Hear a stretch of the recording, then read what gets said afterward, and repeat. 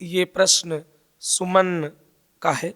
उन्होंने कहा है, राधा वल्लभ श्री हरिवंश महाराज जी, राम से बड़ा है राम का नाम, इसका क्या तात्पर्य है? राम से बड़ा है राम का नाम, इसका क्या तात्पर्य है? तो राम से बड़ा है राम का नाम, इसका बस अगर तात्पर्य हम जाने तो बहुत बड़ा है, नहीं तो बहुत एक लाइन में। अगर राम भी अधीन है किसी के तो वो नाम है, उनके नाम से, अपने नाम से भी राम अधीन है, इसीलिए राम से बड़ा राम के नाम को कहा गया है। जब भगवान शिव ने लाखों ग्रंथों का सार निकाला तो नाम का निकाला, राम नाम का निकाला। स्वयं शिव नाम जपते हैं, राम नाम स्वयं शिव जप रहे हैं, स्वयं हरि राधा नाम जप रहे हैं।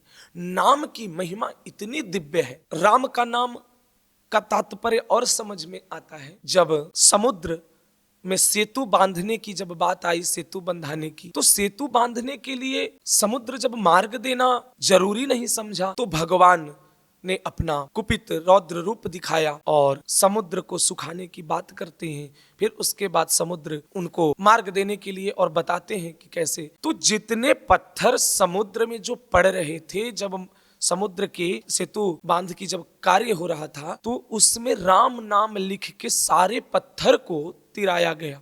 सारे पत्थर राम नाम से, मतलब राम नाम का प्रताप कितना है, राम नाम का प्रताप कितना है कि नाम लिखा हुआ जो पत्थर है वो समुद्र में तैर रहा है। बड़े बड़े शिला, नाम लिखा हुआ राम नाम से तैर रहा है। जब बहुमूल्य मोतियों रत्नों की माला जब हनुमान जी को दिया गया तो भरी दरबार में हनुमान जी ने पूछा विभीषण जी से और वहीं पे सुग्रीव जी हैं उनसे भी कि क्या ये बहुमूल्य आभूषण जिसको आप कह रहे हैं कि संसार का सबसे बहुमूल्य है, ये वाकई में सबसे बहुमूल्य है? तो विभीषण जी ने कहा हाँ बिल्कुल है। तो हनुमान जी ने सारे मोतियों को अपनी दांत से तोड़ तोड़ करके और उसको बिल्कुल ही देखने लगे, तोड़ करके पूरी माला को तोड़ दिया दांत से अपने, मतलब उसको दांत से चूर करके खराब कर दिया। तब इस पर और बार बार उलट पलट के देख रहे तो बड़ा आश्चर्य वहां दरबार में जो जितने भी लोग थे सब बड़े आश्चर्य कर रहे हैं। सुग्रीव जी, विभीषण जी और जितने और वहां पे सब आश्चर्य में हैं कि हनुमान जी इतने बहुमूल्य उपहार को उन्होंने ऐसा क्यों किया। तो उन्होंने प्रश्न किया कि आपने अवहेलना किया किसी की भावना को जब बहुमूल्य हार आपको उपहार में दिया गया। तो हनुमान जी कहते हैं कि महाराज जी इसको आप बहुमूल्य कह रहे हैं, कैसे ये बहुमूल्य है? किस मापदंड पर ये बहुमूल्यता की पैमाने को ये पार करता है, हमें ये बताइए। जिस बहुमूल्य वस्तु कह रहे हैं, बहुमूल्य वस्तु जिसको, उसमें मेरे प्रभु का नाम नहीं है, मेरे प्रभु श्री राम का नाम नहीं हो, वो बहुमूल्य कैसे हो सकता है? वो संसार का बहुमूल्य, वो तो एक साधारण वस्तु भी नहीं है, संसार का बहुमूल्य कैसे होगा? जहां मेरे प्रभु का नाम नहीं, वो मेरे कोई काम के नहीं। यानी नाम को हनुमान जी दिन रात, देखो ज्ञानी नाम अग्रगण्यम है, जिनके पास अष्ट सिद्धि नौ निधि के दाता, असवर दीन जानकी माता, जो दिन रात राम रसायन तुम्हारो पासा सदा रहो रघुपति के दासा। क्या कह रहे? राम रसायन, राम नाम की जो रसायन उनकी जिह्वा पे सदा विराजमान है, वो राम नाम की रहे। राम रसायन तुम्हारो पासा सदा रहो रघुपति के दासा, तुम्हारो भजन राम को पावे जन्म जन्म को दुख विश्रावे। यानी राम का नाम लेकर के भजन करने वाले को जन्म जन्म के दुखों से मुक्ति है। राम का नाम अमूल्य, बहुमूल्य से बढ़ करके भी कहो जिसका कोई मूल्य नहीं संसार कर सकता, वो राम नाम है। एक प्रसंग है, दो भाई, एक भक्त और एक बिल्कुल तमोगुनी राक्षसी प्रवृत्ति। एक भाई दिन रात भक्ति भजन करने वाला, संतों का संग करने वाला, साधुओं में श्रद्धा, और दूसरा साधुओं को गाली निंदा और दिन रात अभक्ष पदार्थों का सेवन, मांस मंदिरा, सब मांस मदिरा के साथ साथ वेश्यागमन, मतलब जितने भी संसार में कुकृत्य है वो सब करता है।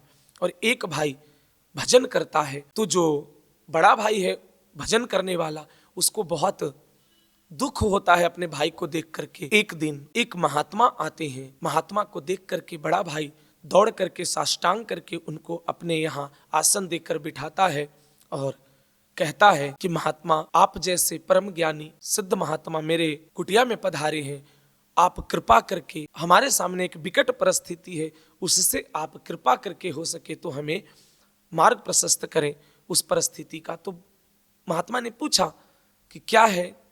तो बताया कि मेरा भाई बेविचारी है, अधर्म में लिप्त है, घोर तमोगुनी, वो कभी भगवान का नाम नहीं लेता, उसका उद्धार कैसे होगा?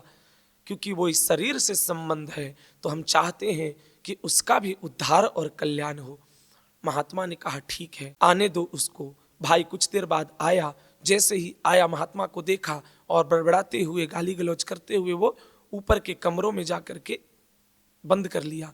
महात्मा गए, दरवाजा जबरदस्ती उसको बोल करके, जैसे भी कह करके उसको दरवाजा खुलवाया, अंदर गए और जाते ही उसको महात्मा ने कुछ नहीं देखा और जा करके उसको और उनके शिष्य जो साथ में थे, शिष्य परिकर, महात्मा ने उसको पटक दिया, उसके सीने पर बैठ करके बोला, बोल राम राम, बोल राम राम। 2-4 बार महात्मा ने कहा तो उसने कहा राम राम नहीं बोलूंगा, नहीं बोलूंगा राम राम।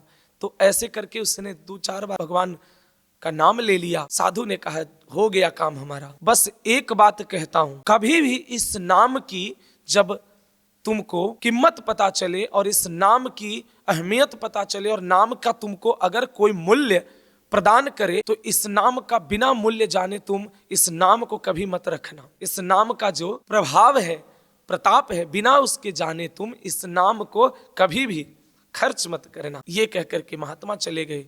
कुछ समय बाद जब उसका शरीर छूटा, यमदूत सब यमराज के पास ले गए। जब उसकी रजिस्टर खुला तो सारा उसका जो रजिस्टर में था वो सिर्फ पाप ही पाप था। बस यही जो नाम था, राम नाम का, जो 2 या 4 बार जो बोला उसने, वही नाम था। अब यमराज भी सोचे कि अब ये भगवान का नाम तो लिया है, अब इस नाम की महिमा से इसको तो उससे यमराज कहे कि देखो तुम्हारा सिर्फ पाप ही पाप है, पर जो तुमने राम नाम लिया है 2 बार या 4 बार, जो राम नाम लिया है, यही बस तुम्हारे पास धर्म के नाम पर है और कुछ नहीं है। तो क्या तुम पहले राम नाम का जो फल है उसका भोगना चाहोगे या जो पाप है उसका? तब उस व्यक्ति ने कहा कि हमें सर्वप्रथम, उस जीव ने, जो अब तो वो व्यक्ति नहीं वो जीव हो गया, तो वो जीव ने कहा कि जो नाम है उसका प्रताप क्या है, उसकी कीमत क्या है। अब तो यमराज के भी दिमाग चकरा गया। यमराज देवराज इंद्र के पास गए, देवराज इंद्र के भी समझ में नहीं आया। तो देवराज इंद्र के पास जब गए तो देवराज इंद्र बोले कि परमपिता ब्रह्मदेव के पास चलना चाहिए। तो ये व्यक्ति अब यहाँ पे कह रहा है कि मैं ऐसे तो नहीं चलूंगा, मेरे लिए पालकी मंगाओ। अब इसके लिए पालकी मंगाया जा रहा है क्योंकि करना पड़ेगा।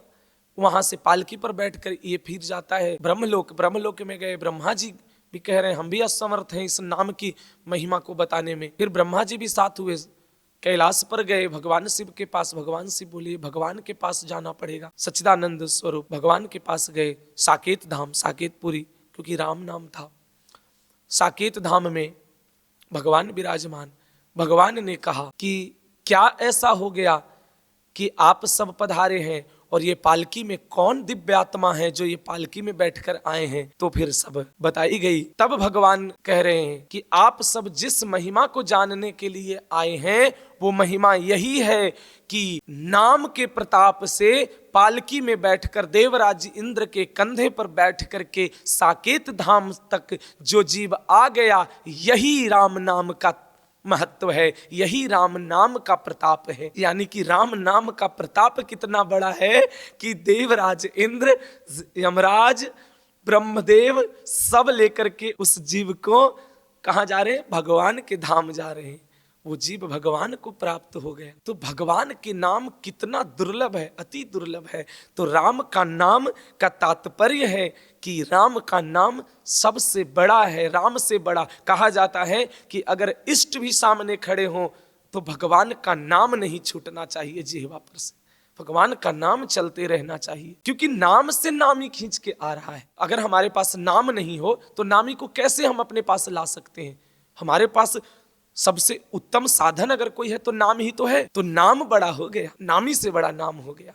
यानी नाम डोर है और नामी पतंग, तो डोर को खींचेंगे नामी आ जाएगा। यानी नाम बड़ा है, राम से बड़ा राम का नाम, इसीलिए कहा गया है। तो राम का नाम का तात्पर्य है कि राम नाम लेने वाला भव बंधन को पार कर जीवन के जन्म जन्मांतर से मुक्त हो जाता है। इसीलिए राम नाम की अति महिमा, अति दुर्लभ महिमा है। हम सब जो आज नाम जप की महिमा को अगर कुछ बोलते हैं, कुछ गायन करते हैं, तो प्रभु की कृपा, प्रियालाल की कृपा और गुरु कृपा से है। अपने में सामर्थ्य नहीं है, पर सबसे बस यही प्रार्थना है कि जैसे भी हो, मन से, चित्त से, भाव से, कुभाव से नाम जप खूब हो, बस नाम जप करते रहिए।